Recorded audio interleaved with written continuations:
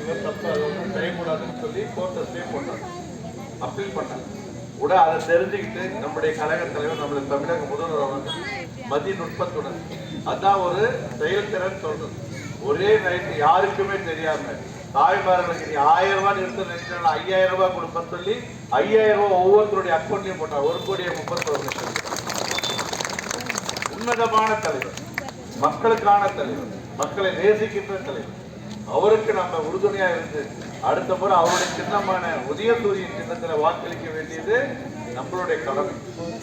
நீங்க அப்படி வாக்களிக்க நான் உங்களுக்காக உங்கள ஒருவராக நான் இருப்பேன், உண்மையாக இருப்பேன்.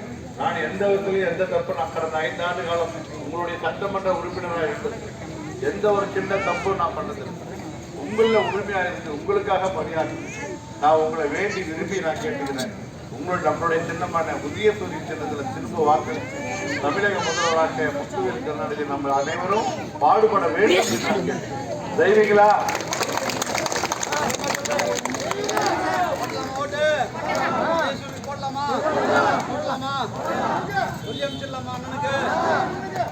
கோயில் முன்னாடி சொல்றோம், உண்மைதான சொல்லுவோம். நம்ம